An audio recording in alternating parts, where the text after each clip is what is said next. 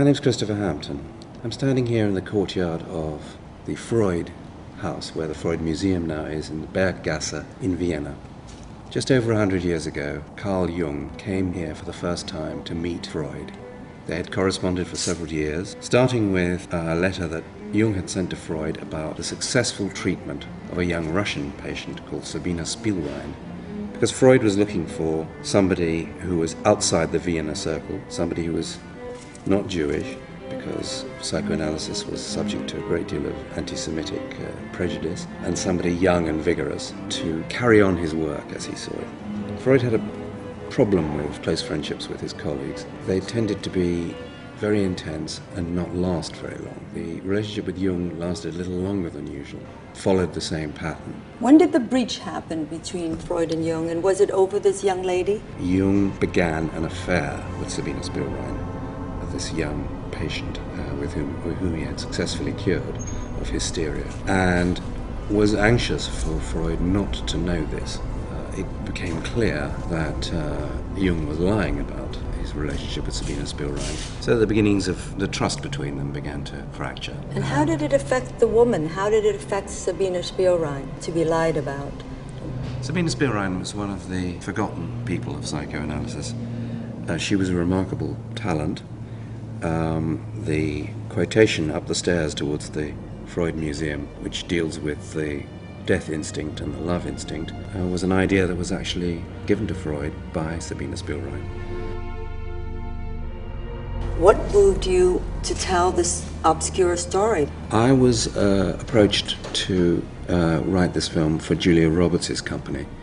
Now, Julia did a film for you. She starred in a movie for you with Stephen Frears. Yes, I'd worked with her on a Was film. it Julia Roberts who found the property and wanted to play this character? Yes, Julia Roberts wanted to play Sabina Spielrein, so that the first version of the story that I worked on was called Sabina and dealt mostly with the story from her point of view. And certainly I think Julia's company was not anxious for her to put her feet in these waters. The film sat there in the manner of films that are not going to be made, and Tiana Alexandra-Silliphant persuaded me that it might make a good stage play. How did I do that? By saying that the material was too good to waste, and I'd actually spent about 2 years researching it, and that the story was really extremely interesting and probably would work in the theatre. And eventually, when I thought about it, it occurred to me that you were right. It took a while to convince you, Christopher, because you didn't think Julia Roberts would give you the rights. In the course of adapting the piece for the theatre, first of all we had to get permission from 20th Century Fox, and most of all from Julia Roberts, who released her participation in the film and to let me write the play. Would you say that I was instrumental?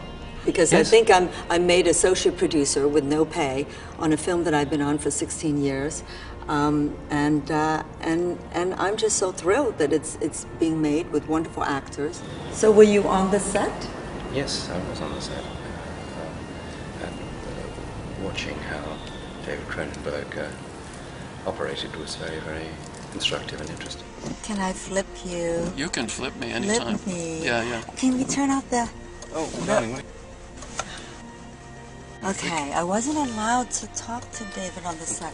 How did you find the play? How did you find The Talking Cure? Do you remember how I found that? I can't remember how I found that. It might have been because Rafe was in it. Did you see the play? You only read it. You hadn't seen it. I never saw it, no. And I actually desperately looked for stills and stuff on the net to just sort of get a feel for it. But it was a subject that was just so, this felt so right and so interesting and so intriguing. Because I didn't know much about Jung. I knew a fair amount about Freud, but not Jung. And then it got more and more fascinating. And I was very intrigued by the play, and then very intrigued by Christopher, just because he had written this play, and he was not very old. No. All right. We're gonna meet. Where are you showing? Wherever you're showing it next, we're gonna meet next. Okay, fantastic.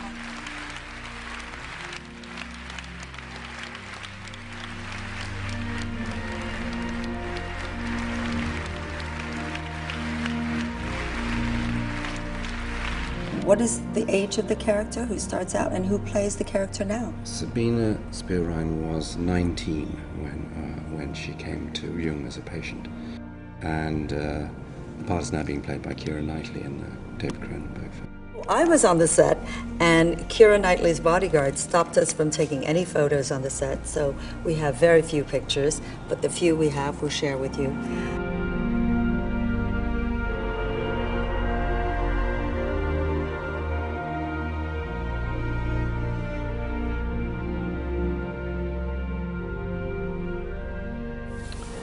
Sabine was a very important patient for Jung. She was a conspicuous success. He treated her for several months and gave an account of the cure in considerable detail, so that a great bond was forged between him and Sabine. The usual processes of transference and counter-transference, where the patient falls in love with the doctor falls in love with the patient, occurred. And that was a no-no, right? Yes. Then and now. So was that a cause for dismissal? The rules were a little looser in those days, and in fact, technically, Jung did not have an affair with Sabine while she was his patient. She decided to stay in Zurich and study psychoanalysis herself. Even though the guidelines were not so formal in those days, it was obviously not a good situation for a doctor to be having an affair with his patient.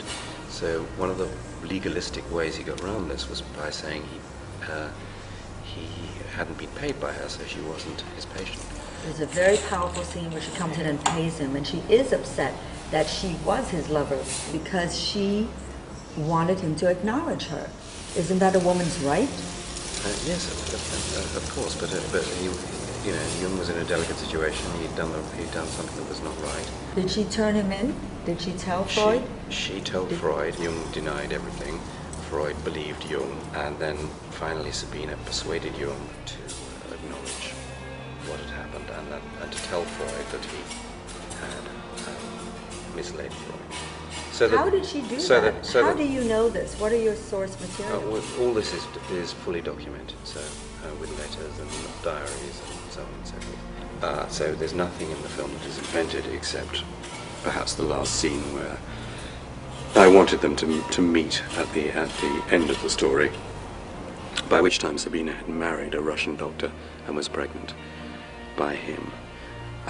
And Jung was on the verge of a nervous breakdown just before the First World War, which lasted for 5 years, out of which he emerged stronger and able to turn himself into the world figure he subsequently became. The unknown thing previously about Sabine was that she was the person who brought Freud and Jung together by simply being the patient successfully treated by Jung with Freud's method.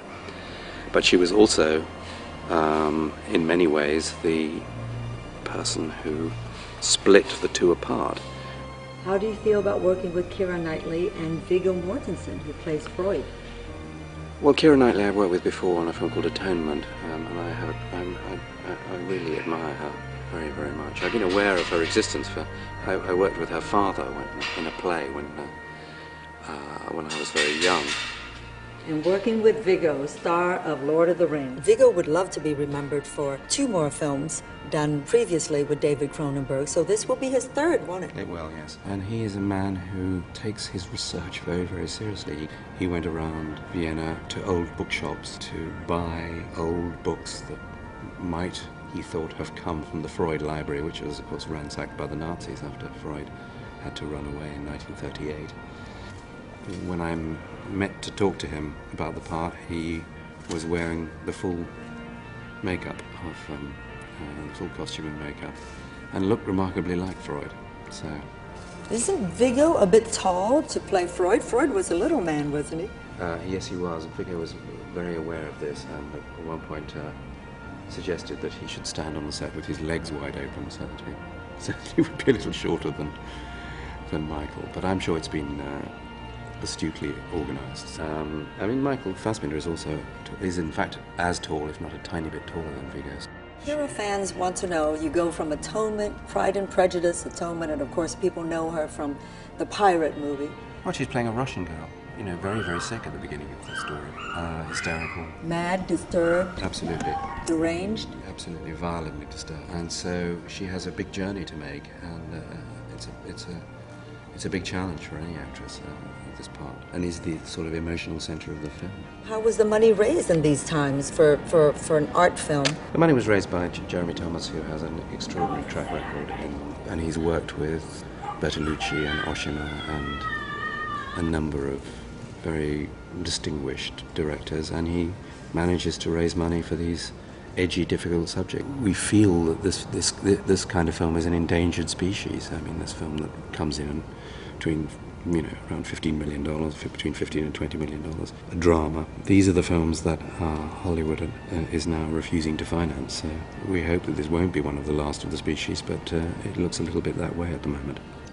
Well, thank you very, very much, Christopher. Thank you. And good luck with The Talking Cure. Thank you very much. Which I am now one of your producers. I know that. I'm actually a producer on The Talking Cure. Congratulations. It is now called A Dangerous Method. And we say goodbye to Christopher Hampton, who must fly back to London. A really good interview. Thank you very much. Yes. Thank you very much. I think Keira's going to get an Oscar nomination. Are you on with a bet? No, I would be on your side on that assessment. You think Keira has a chance? You think you'll Yeah, be I do. nominated? Me? Yeah. BAFTA? No. I shouldn't think so, but you never know. Who will be nominated? I have no idea, darling. It's very, very premature and bad luck to talk about these things. What's good luck? To not talk about these things. What's good luck for you? Being with you.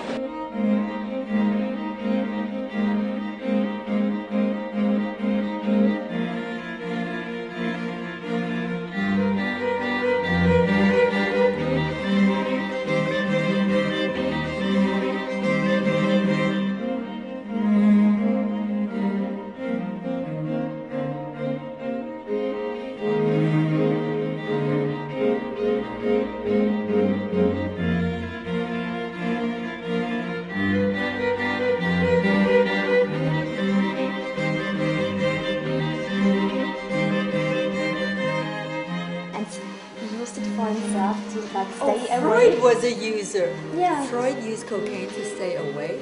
I gotta Yeah, tell to Viggo be fed. Mortenson this.